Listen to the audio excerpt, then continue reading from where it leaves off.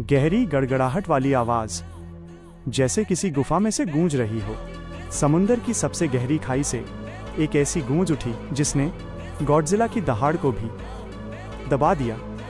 पानी उबलने लगा, आसमान काला पड़ गया और तभी समुद्र फट गया।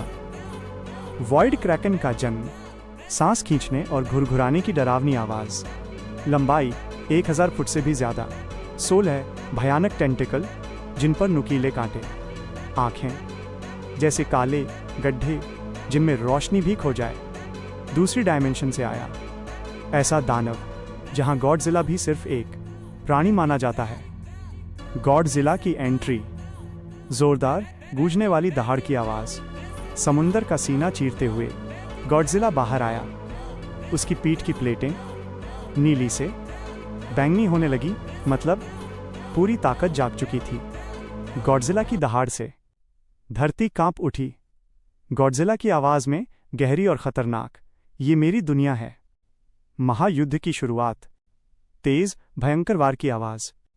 वॉइड क्रैकन ने एक टेंटिकल घुमाया, एक ही वार में पूरा शहर समुद्र में डूब गया। गॉडजिला ने छोड़ी अपनी एटॉमिक ब्रीथ, लेकिन वॉइड क्रैकन ने ऊर्जा को ही निगल लिया। इतिहास में पहली बार गॉडजिला पीछे हटा।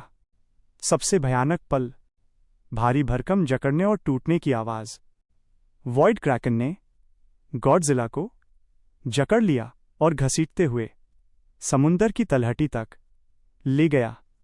दबाव इतना ज्यादा था कि पहाड़ टूट गए, समुद्र की जमीन फट गई।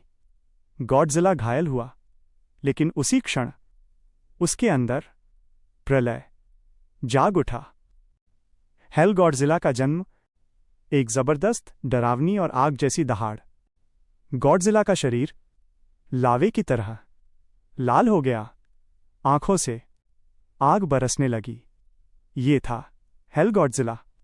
उसने अपना हाथ वॉइड क्रैकन के मुंह में डाला और अंदर से ही एटॉमिक विस्फोट कर दिया। अंतिम विनाश, भीषण दर्द भरी चीख, फिर एक कान फाड़ देने वाला विस्फोट। वॉइड क्रैकन की चीख से पूरी डायमेंशन टूट गई। धमाका, बूम, समुंदर 2 हिस्सों में बंट गया। वॉइड क्रैकन राख बन गया। गॉडजिला समुद्र के बीच खड़ा रहा, जख्मी लेकिन विजयी। आखिरी पंक्ति।